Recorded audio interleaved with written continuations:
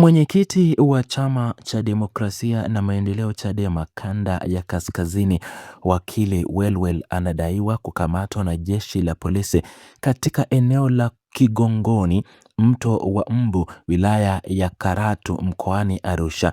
Kwa mujibu wa taarifa rasmi zilizotolewa na Chama cha Demokrasia na Maendeleo, kiongozi huyo wa ngazi ya juu wa kanda alikuwa safarini kuelekea jijini Dodoma kwa ajili ya kushiriki kongamano la siku la vijana duniani lililoandaliwa na baraza la vijana wa chama hicho.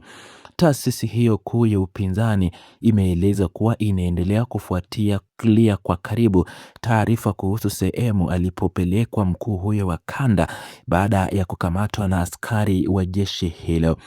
Mbali na kiongozi huyo wa kanda, taarifa hiyo ya chama imetaja pia kukamatwa kwa baadhi ya vijana wengine wa chama hicho, akiwemo mjumbe wa kamati tendaji ya Chadema wilaya ya Karatu Paulo Malte, pamoja na mwenyekiti wa vijana wa chama hicho kata ya Karatu Dani Andrea.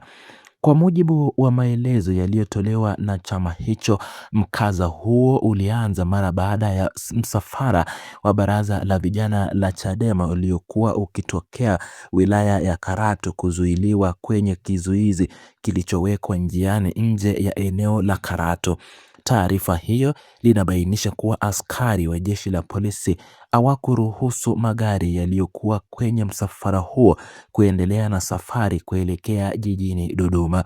Kutokana na hatua hiyo ya kuzuiliwa kwa magari, baadhi ya vijana waliokuwa kwenye msafara huo waliamua kushuka na kuendelea na safari yao kwa miguu. Chama cha Demokrasia na Maendeleo kimeeleza kuwa baadhi ya vijana hao kuanza kutembea kwa miguu, askari wa jeshi la polisi walianza kuwakamata baadhi yao, akiwemo mkuu huyo wa kanda. Taasisi hiyo ya kisiasa imeeleza kuwa inaendelea kufuatilia kwa kina taarifa zote kuhusu viongozi na wanachama hao waliokamatwa, huku ikishinikiza kutaka kujua maeneo waliopelekwa pamoja na sababu za msingi zilizowasababisha kuchukuliwa kwa hatua hizo dhidi ya wakili Welwel na wenzake. Katika taarifa yake, Chama cha Demokrasia na Maendeleo kimesisitiza kuwa kitendo cha raia na wanachama kushiriki katika shughuli za kuadhimisha siku ya vijana duniani si kosa la kisheria. Taasisi hiyo imekosoa vikali namna jeshi la polisi vilivyoshughulikia tukio hilo na kuzuia msafara na kuwakamata viongozi, ikieleza kuwa hatua hiyo zinapaswa kuangaliwa kwa umakini kubwa na kuzingatia haki za kikatiba za wananchi na taratibu zilizowekwa katika sheria za mama nchi. Tukio hili limezua mjadala mpana kuhusu nafasi ya vyama siasa katika kuandaa na kushiriki shughuli za kijamii na kisiasa, pamoja na namna vyombo vya dola vinavyopaswa kushughulikia mikusanyiko na safari za viongozi na wanachama wa vyama vya upinzani. Uchambuzi wa kina wa tukio hili linalomhusisha mwenyekiti wa Chadema kanda ya Kaskazini, wakili Welwel, unaonyesha msingi na sababu kuu zilizosababisha kutokea kwa kisa hiki. Sababu ya kwanza ni safari ya kiongozi huyo na msafara wake wa vijana kutoka mkoani Arusha kuelekea jijini Dodoma kwa ajili ya maadhimisho ya siku ya vijana duniani. Hatua ya jeshi la polisi kuweka vizuizi njiani nje ya Karatu na kuzuia magari ya msafara huo ndio uliopelekea vijana kuamua kutembea kwa miguu, jambo lililozua mtafaruku na kupelekea kukamatwa kwa mkuu huyo wa kanda akiwa eneo la Kigongoni, mto wa Mbu. Athari za kukamatwa kwa mwanasiasa na kiongozi huyo wa kanda ni kubwa katika nyanja ya kisiasa na kisheria. Kukamatwa kwa wakili Welwel na viongozi wenzake kama Paul Malte na Dani Andrea kumeathiri ushiriki wa wanachama kutoka wilaya ya Karatu na mkoa wa Arusha katika kongamano hilo la kitaifa jijini Dodoma. Hatua hii pia imesababisha taharuki miongoni mwa wanachama na familia za waliokamatwa kutokana na kutojulikana kwa eneo halisi walipopelekwa na jeshi la polisi, jambo linaloongeza msukumo kwa chama hicho kuendelea kudai uwazi kutoka kwa vyombo vya usalama. Umuhimu wa tukio hili unajitokeza katika namna linavyoangazia mahusiano kati ya vyombo vya dola na vyama vya siasa vya upinzani wakati wa mikutano au safari za kisiasa.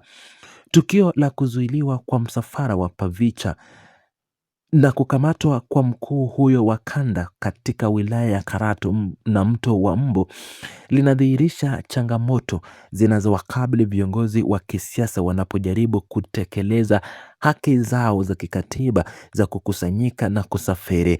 Hali hii inaonyesha uhusiano wa moja kwa moja kati ya ulinzi wa haki za raia, utendaji wa jeshi la polisi na mustakabali wa shughuli za vyama vya siasa nchini. Nafasi za taasisi zinazohusika katika sakata hili inabainika wazi kupitia maelezo yaliyotolewa. Chama cha Demokrasia na Maendeleo kinachukua nafasi ya kutetea haki za viongozi na wanachama wake, kikifuatilia kwa karibu taarifa waliohifadhiwa.